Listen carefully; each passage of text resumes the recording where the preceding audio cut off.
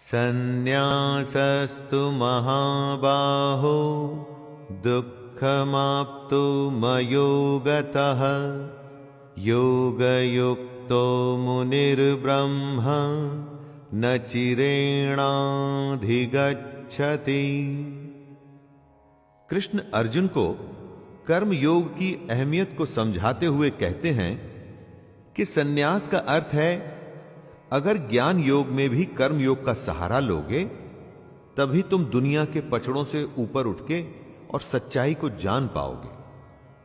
और अगर तुम्हें सच्चाई को जानना है तो अपने आप को कर्तापन यानी कि अहंकार, जैसे कि मैं हूं, मैं ही करता हूं, इसे छोड़ना होगा।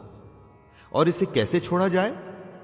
अपनी इंद्रियों को वश में करके, फल की इच्छा को पूरी तरह से त्याग करके, कर्म को करके उसे भगवान को सौंप के अहंकार छोड़ा जा सकता है। अगर आपने ज्ञान योग का सहारा लिया तब भी ये कर्मयोग तो आपको करना ही होगा, तो फिर सीधे कर्मयोग ही क्यों न किया जाए? योग युक्तो विशुद्धात्मा विजितात्मा जितेन्द्रियः सर्वभूतात्म भूतात्मा कुर्वन्नपि न लिप्यते। यदि नदी के पानी को आप चाहे घड़े में भर लें, वो रहेगा तो पानी ही। ऐसे ही हम भी उस परमात्मा में से निकले हैं, उसका अंश है हमारी आत्मा। बस इसी को हमने समझना है। और वो कैसे होगा? कृष्ण उत्तर देते हैं कि जिसका मन अपने वश में है, जिसने इंद्रियों को जीता है और जो अंदर से एकदम शुद्ध है, ऐसा कर्मयोगी कर्म करता हुआ भी कर्मों के चक्कर में नहीं पड़ता। और जब कोई इस अवस्था में आ जाता है तब उसका सामना होता है उसकी अपनी आत्मा से। दोस्तों, दुनिया का सबसे बड़ा सच यही है और इसी को जानने का ही ये सारा खेल है। और यही बात कृष्ण अलग अलग तरीके से समझा रहे हैं। नैव किंचित करोमीति युक्तो मन्येत तत्त्ववित् पश्यन् शृण्वन् स्पृशन् जिघ्रन् नश्नन् गच्छन् स्वपन् श्वसन् प्रलपन् विसृजन् गृह्णन् नुन्मिषन् निमिषन्नपि इन्द्रियाणीन्द्रियार्थेषु वर्तन्त इति धारयन्। जो सच्चाई को जान चुका है, जिसे ज्ञान प्राप्त है, वो सांख्य योगी देखता है, सुनता है, स्पर्श करता है, सूंघता है, खाना खाता है, सोता है, सांस लेता है, बोलता है, सब कुछ करता है जो मैं और आप करते हैं। लेकिन उस ज्ञानी और हम सब में एक बहुत बड़ा फर्क है दोस्तों। वो ये कि सब कुछ करते हुए भी वो जान रहा है कि ये वो नहीं, कोई और कर रहा है। वो खुद को इस सब को करने वाला नहीं मानता, वो इस सब के पीछे ईश्वर को मानता है। अपना हर कर्म वो भगवान को सौंप देता है। हम ये समझते हैं कि हम अपनी दुनिया को चलाने वाले स्वयं हैं, परंतु यही फर्क है हम में और ज्ञानी में। ब्रह्मण्याधाय कर्माणि संगम त्यक्त्वा करोति यः लिप्यते न स पापेन पद्मपत्रमिवाम्भसा। कमल के फूल को ध्यान से देखिएगा दोस्तों, वो होता कीचड़ में है, उस पर से पानी आता जाता रहता है, लेकिन उसका पत्ता हमेशा सूखा ही मिलेगा। कीचड़ में रहकर भी वो उसमें लिप्त नहीं होता। यही समझदार की निशानी है। ऐसे ही इंसान को ज्ञानी कहते हैं, जो इस दुनिया में रहे, अपने सारे कर्म कर्तव्य निभाए, लेकिन उसमें लिप्त न हो, इनके चक्करों में न फंसे। जिम्मेदारियों से आप बच नहीं सकते दोस्तों, उनसे भागना कायरता होती है। जिम्मेदारियां तो हमें निभानी है, दुनिया के सारे काम करने ही पड़ेंगे, लेकिन ये काम ऐसे करने हैं जिसमें हम फंस न जाए, जैसा कि कृष्ण बता रहे हैं। कायेन मनसा बुद्धया केवलैरिन्द्रियैरपि योगिनः कर्म कुर्वन्ति संगत्यक्त्वात्मशुद्धये। कर्मयोगी आखिर क्या होते हैं, जरा उन्हें समझने की कोशिश कीजिए दोस्तों। योगी अपने शरीर, मन, बुद्धि या इंद्रियों से कर्म करते हैं, लेकिन अपने अंदर से वो भगवान को समर्पित करते रहते हैं। बाहर से देख के ऐसा लगता है कि ये तो सब कुछ हमारे जैसे ही कर रहे हैं, हमारे जैसे ही परिवार हैं, नौकर हैं, नौकरी हैं, सब कुछ तो नॉर्मल है। लेकिन ऐसा सिर्फ दिखता है।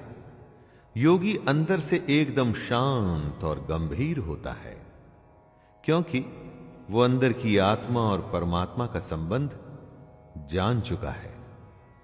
इसके बावजूद वो सारे कर्म करता है।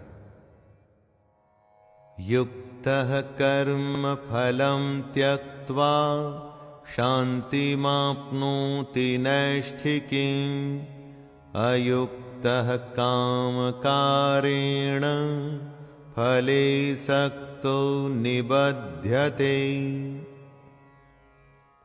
कर्म योगी को और समझाते हुए कृष्ण कह रहे हैं कि कर्म योगी कर्मों के फल का त्याग कर देता है, और इस त्याग की वजह से ही वो भगवान को हासिल कर पाता है। और वहीं दूसरी तरफ जो कर्म योगी नहीं है, जैसे कि हम में से ज्यादातर लोग, हमारे जैसे लोग कर्म के फल की ही इच्छा करते हैं और बस इसीलिए उसमें बंधे चले जाते हैं और कभी भी इस दुनिया के झमेलों से छूट ही नहीं पाते। देखा जाए तो दोस्तों एक बहुत छोटा सा फर्क है इसमें। कर्म दोनों कर रहे हैं, बस फल से एक का लेना देना नहीं है और एक का बिल्कुल है। लेकिन इस छोटे से फर्क का नतीजा बहुत बड़ा होता है। सर्व कर्माणि मनसा सन्न्यस्यास्ते सुखं वशी नवद्वारे पुरे देहि नैव कुर्वन्न कारयन्। हमारा शरीर एक घर है जिसे 9 द्वारों वाला माना गया है। 9 द्वार जैसे 2 आंखें, 2 कान, 2 नाक के छेद और इत्यादि। इन्हीं 9 द्वारों के जरिए हम बाहर की दुनिया से डील करते हैं। दुनिया का कोई भी काम बिना इन 9 द्वारों के पॉसिबल नहीं है दोस्तों। इसी घर में रहता हुआ सांख्य योग वाला सन्यासी देखने में तो हम सबके जैसे सारे काम कर रहा है, लेकिन अंदर से वो एकदम अलग है। उसके अंदर का सब कुछ भगवान से जुड़ चुका है और इसीलिए वो असल में कुछ नहीं कर रहा। वो कर्म में अकर्म को समझ चुका है। खुद को बस जैसे एक माध्यम मान के वो परमात्मा का काम कर रहा है। न कर्तृत्वं न कर्माणि लोकस्य सृजति प्रभुः न कर्म फल संयोगं स्वभावस्तु प्रवर्तते। आदमी का एक तो होता है स्वभाव और एक होती है उसकी प्रकृति। प्रकृति का जैसा असर आपके स्वभाव पर पड़ता है, आप वैसे ही बर्ताव करते हैं। परमेश्वर न तो आपके कर्तापन की, न कर्मों की और न कर्म फल के संयोग की रचना करता है। इन सबका संयोग आपके स्वभाव की वजह से होता है। आपका स्वभाव विकृत है या विकसित है, इस पर ही डिपेंड करता है कि आप क्या करेंगे। आपके करने पर कौन सा कर्म होगा और उस कर्म के अनुसार आपको क्या फल मिलेगा। इस सब के लिए खुद को ही जिम्मेदार मानिए दोस्तों। ऐसा मत सोचिएगा कि मैंने तो मेहनत की थी लेकिन भगवान ने ही फल नहीं दिया। न दत्ते कस्यचित् पापं न चैव सुकृतं विभुः अज्ञानेनावृतं ज्ञानं तेन मुह्यन्ति जन्तवः। सब कुछ हमारे अंदर है, बस उसे हमारे सामने लाने की देरी भर होती है। उससे 1 to 1 करने की जरूरत होती है दोस्तों। भगवान न किसी के पाप कर्म को और न किसी के शुभ कर्म को ग्रहण करता है। पाप हो या पुण्य, ये तो आपके ही हैं, तो भगवान का इसमें क्या लेना देना। आप अपने स्वभाव, अपने नेचर के चलते जिस तरह के कर्म करते हैं उसका नतीजा ही पाप या पुण्य होता है।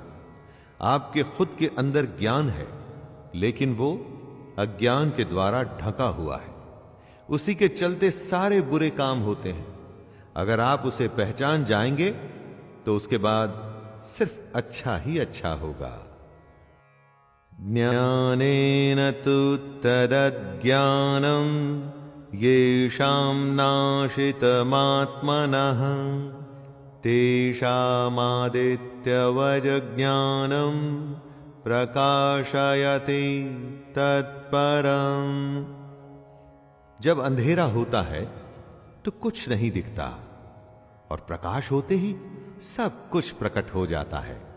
इसी तरह हमारे अंदर के अज्ञान के साथ भी होता है।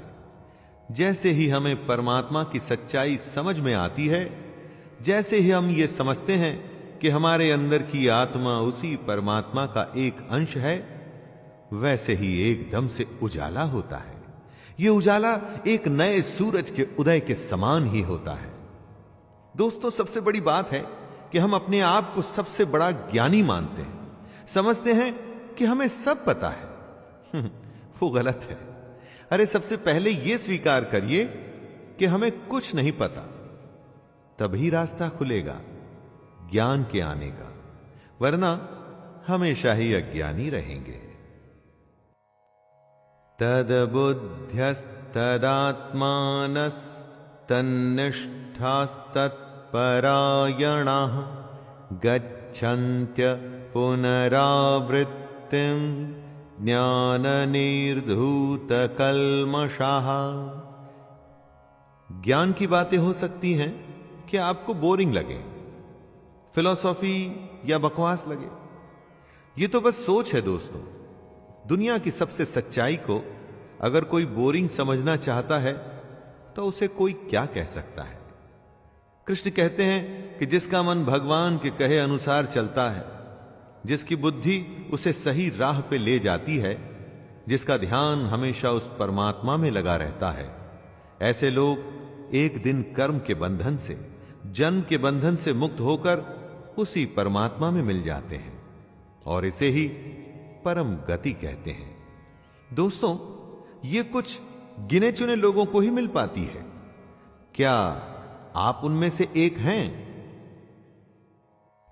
विद्या विनय संपन्ने ब्राह्मणे गविहस्तिनि शुनि चैव श्वपाके च पंडिताः समदर्शिनः। समदर्शिता यानी कि समान भाव रखना। जो पंडित और चांडाल को, या गाय और कुत्ते को, गाय या हाथी को एक भाव से देख सकता है, उसे ही खुद को ज्ञानी कहलाने का अधिकार है। ज्ञान सबसे पहले हमारे अंदर के भेदभाव को खत्म करता है। चारों तरफ यही भेदभाव तो हमें दिखता है। हजारों साल पहले जो कृष्ण ने कहा, उस पर आज तक भी लोग चलने को तैयार नहीं हैं। अगर ज्ञान हासिल करना है तो अपने अंदर समभाव पैदा करना चाहिए। अज्ञान या अहंकार में किसी को छोटा या बड़ा समझना बेवकूफी है। इहैव तैर्जितः सर्गो येषां साम्ये स्थितं मनः निर्दोषं हि समं ब्रह्म तस्माद् ब्रह्मणि ते स्थिताः। कृष्ण कह रहे हैं कि जिसके मन में समभाव आ गया उसने जीते जी ही इस दुनिया को जीत लिया। दोस्तों, जिस दुनिया में हम लोग रहते हैं ना, उसमें ज्यादा पैसा, बड़ा घर, बड़ा नाम, शायद इसी को जीत माना जाता है। लेकिन कृष्ण ऐसा नहीं मानते। उनके हिसाब से दुनिया को वो ही जीत सकता है जिसने अपने मन को जीता। मन के जीतने पर ही समभाव की सिचुएशन आ सकती है। वो पैसा किस काम का जो आपके मन में लोगों के प्रति भेदभाव को खत्म नहीं कर सकता। इसीलिए समभाव ही ब्रह्म की स्थिति होती है। न प्रहृष्येत् प्रियं प्राप्य नो द्विजेत् प्राप्य च प्रियं स्थिरबुद्धिरसम्मूढो ब्रह्मविद् ब्रह्मणि स्थितः। जो पुरुष अच्छा होने पर खुश न हो, बुरा होने पर परेशान न हो, उसे ही स्थिर बुद्धि और संशय रहित माना जा सकता है। स्थिर बुद्धि का मतलब हुआ जिसकी बुद्धि स्थिर है। कठिन हालात में जब फैसला लेना पड़ता है, उस समय आपकी बुद्धि अगर स्थिर होगी तो फैसला जल्दी और सही लिया जाएगा, और अगर विचलित होगी तो यहां वहां भागेगी तो फैसला भी देरी से और गलत आएगा। स्थिर बुद्धि ही आपके मन के संशय और शक को भी दूर करती है, और तभी आप बनते हैं संशय रहित, यानी डाउटलेस। दोस्तों, मन से शंका अगर दूर हो जाए तो निश्चय की स्थिति आती है। बाह्यस्पर्शेष्वसक्तात्मा विन्द्यत्यात्मनि यत् सुखं स ब्रह्मयोगयुक्तात्मा सुखमक्षयमश्नुते। धन धान्य, खाना, अपनों का प्यार, महंगी चीजें, ये सब बहुत ही आनंद देती हैं। दुनिया की चीजों का मजा ही कुछ अलग है। इसीलिए तो हम हमेशा इन्हीं बाहरी चीजों को हासिल करने में लगे रहते हैं। अब अगर आपको यह बताया जाए कि कुछ ऐसा भी है जो इन सबसे सैकड़ों हजारों गुना ज्यादा आनंददायक है, तो दोस्तों क्या आप उसे हासिल करने की कोशिश करेंगे? जी हां, भगवान कृष्ण की भगवत गीता वही बता रही है। बाहर की चीजों से ज्यादा जिसे अपने अंदर की बातों से ज्यादा आनंद आता है, सच्चा ज्ञानी वो ही है। उसी ज्ञानी को ऐसे आनंद का अनुभव हो सकता है जिसके बारे में हम और आप सोच भी नहीं सकते। ये ही संस्पर्शजा भोगा दुःखयोनय एव ते आद्यन्तवन्तः कौन्तेय न तेषु रमते बुधः। आंखें देखती हैं, कान सुनते हैं, जीभ स्वाद बताती है, त्वचा स्पर्श करती है। इन्हीं इंद्रियों और उनके विषयों के भोग से हमें आनंद की प्राप्ति होती है। इन्हीं सब से हमें सुख मिलता है। एकदम गलत, जी हां, एकदम गलत। हम ऐसा समझते हैं कि इन सब इंद्रियों के भोग से हमें सुख मिल रहा है ना। कृष्ण बता रहे हैं कि असल में ये सब इंद्रियों का भोग ही हमारे सारे दुखों का कारण है। इसको टेस्ट करने का भी एक सिंपल टेस्ट कृष्ण बताते हैं। कुछ अच्छा खाने का स्वाद तभी तक है जब तक आप खा रहे हैं। कुछ अच्छा सुनना भी थोड़ी देर तक ही आनंद देता है। इसलिए दोस्तों, इंद्रियों के सारे आनंद नाशवान हैं, यानी कि खत्म हो जाते हैं। इसलिए ज्ञानी पुरुष इन इंद्रियों के सुखों में नहीं फंसते। शक्नोति हैव यः सोढुम् प्राक्शरीर विमोक्षणात् काम क्रोधोद्भवं वेगं सयुक्तः स सुखी नरः। हम में से जो भी मरने से पहले, इस शरीर के नाश होने से पहले ही अपने काम क्रोध को नियंत्रण में रखने में समर्थ हो जाता है, वही पुरुष योगी है और वही सुखी भी है।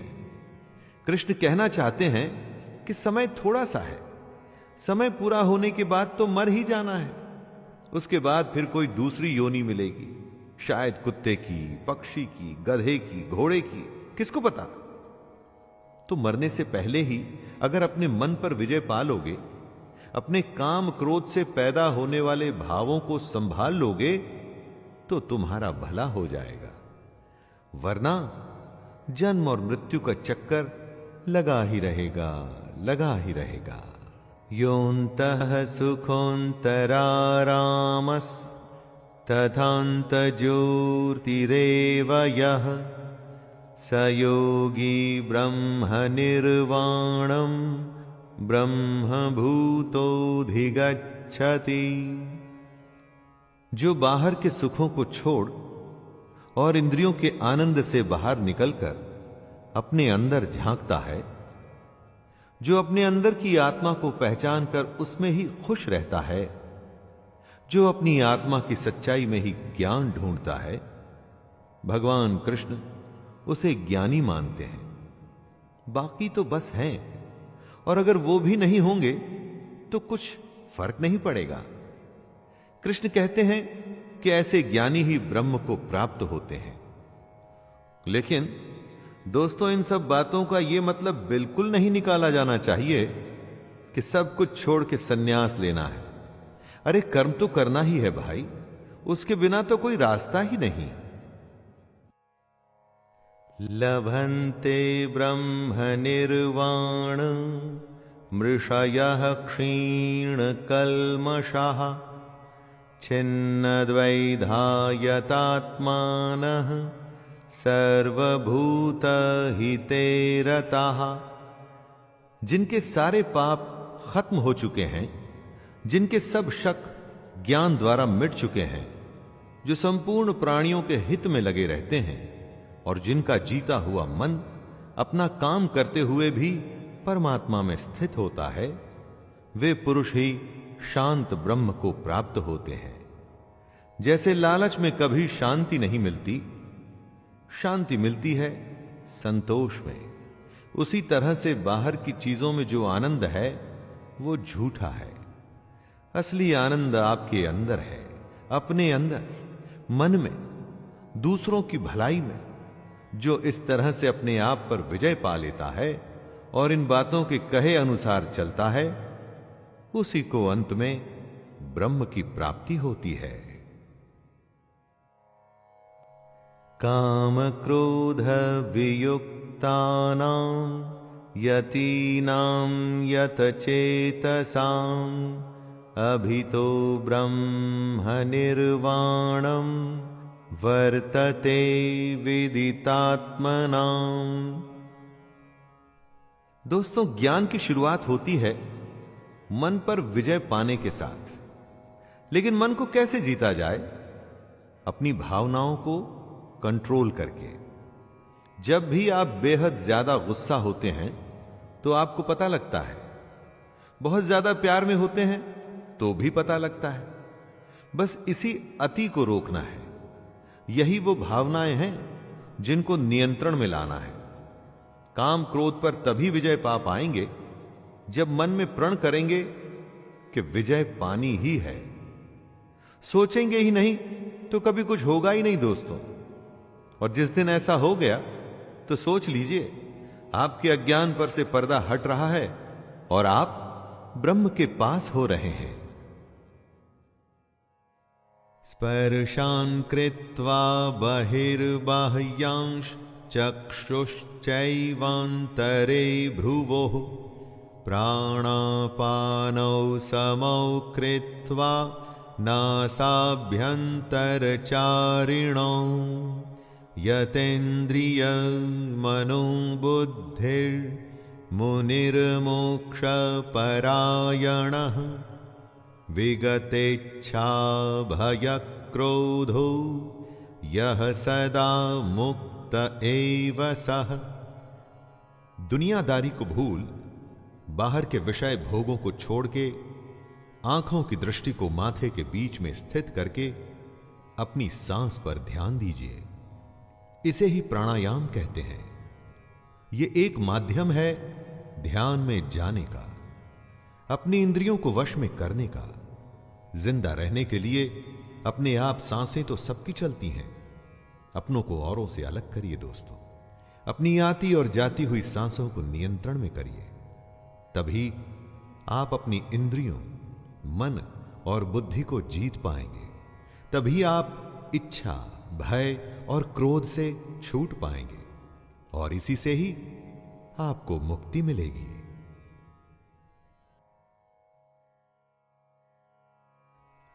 भोक्तारं यज्ञ तपसां सर्वलोक महेश्वरं सुहृदं सर्वभूतानां